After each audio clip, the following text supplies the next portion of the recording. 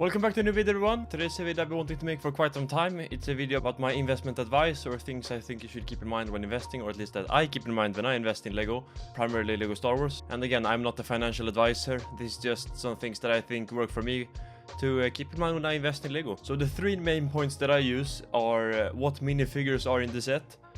Is this the best time to buy in terms of like shelf life of the set in question? Will there be clearances on the set? And the last point is, why should someone want it on the aftermarket? The first point, what Lego minifigures are in the set. In my opinion, the most important aspect when investing in a Lego Star Wars set. This is what makes or breaks a lot of sets on the aftermarket. The first thing with minifigures are, of course, are they sought after? Will people want them in 3 years' time? Do they come in multiple sets? There are a lot of aspects to keep in mind when looking at minifigures. And these aspects often greatly affect how a set perform after retirement, and therefore this is always something to consider. Throughout these points we are going to use a set as an example and apply these points as we go on. I have chosen the Duel on Mandalore that retires soon as my example set. Duel on Mandalore comes with 2 minifigures, whereas one being exclusive, that is Darth Maul, and I don't count the magazine as a set even though he technically comes in that one as well.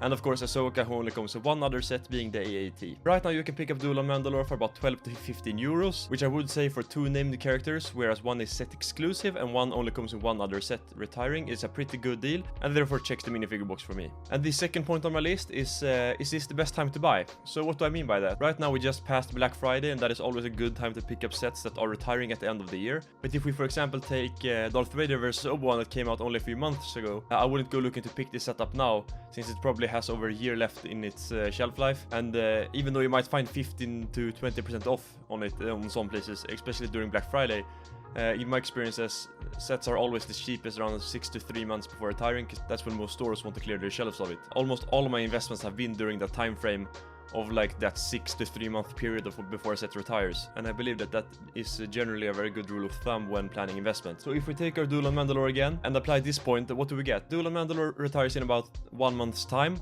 And when a set retires, that isn't like to be gone overnight. If there are sets left in some supplier, it will probably still be on shelves well into like early February at least. The more popular sets like the Mandalorian Starfighter, the Duel on Mandalore, have been selling quite a lot, so I don't think we will see them for too long after retirement either. But as I said, the Duel on Mandalore retires in about 1 month, and you probably won't get a cheaper deal than what it is at the moment. So I think if you are looking to pick this one up, you probably won't get a better opportunity. This is without a doubt the best time to buy this set. Why would someone want this set on aftermarket? I mean, we can buy at the best possible time, but if nobody wants to buy the set off me on the secondary market in a few years' time, it doesn't matter when I bought it, because I will not make a deal on it. So before buying, always think as if you are the buyer in 2 years' time. Will I want this set? Is there an incentive for me to buy this set? And this is also why point 1 is more important than point 2 in my book. You can always sell something desirable you made an okay deal on, in terms of if the minifigures are good, for example. If you bought something for a great deal and nobody wants it, you haven't made a great deal, even no matter how much off the set was when you bought it. So if we go back to the Duel on Mandalore set, is this set desirable enough so that somebody might want to buy it off me in the future? Yeah, I think so.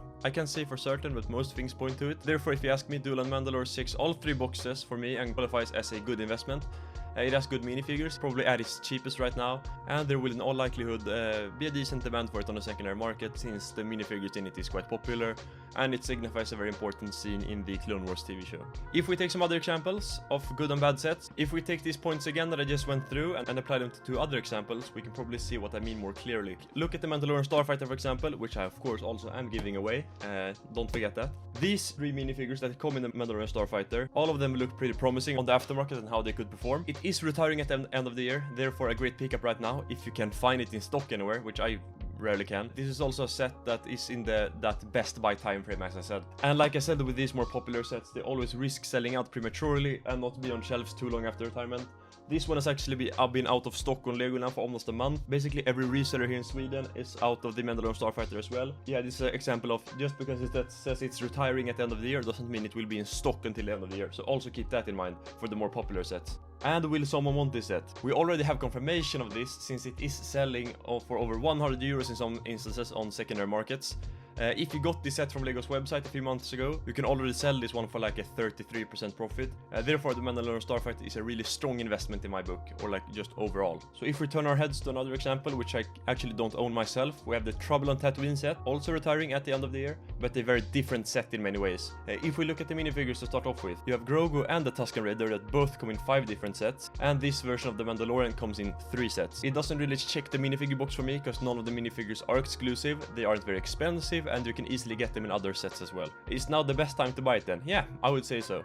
You probably won't get it any cheaper, so purely from a timing standpoint, I think now it's probably the best time to buy this set. And the last point, will someone want this set in the future? Well, let's put ourselves in the buyer's shoes 2 years down the line. Mandalorian Season 3 is on the horizon, and I for one would say that it's a pretty good guess that both Grogu and the Mandalorian will feature in that, and we can basically count on new minifigures for both of those two. There's also a pretty good chance that another Tusken Raider will come in the future, and even if we don't get a new one, they cost around €3 on Bricklink and are very cheap to pick up, and therefore aren't an incentive to buy this set alone. In other words, I don't see any reason why someone would want this set 3 years down the line, other than to collect one of every set, and that isn't a strong enough case for me to invest in a set. So what is the conclusion of this little list that I made? So if we compare the Mandalorian Starfighter and the Trouble on Tatooine, the Mandalorian Starfighter gets a solid 3 out of 3 for me, a very strong one at that, and the Trouble on Tatooine scrapes a 1 out of 3, with that one coming in the least important category. I guess what I'm trying to say here with this video is that don't invest in a set just because it is on sale.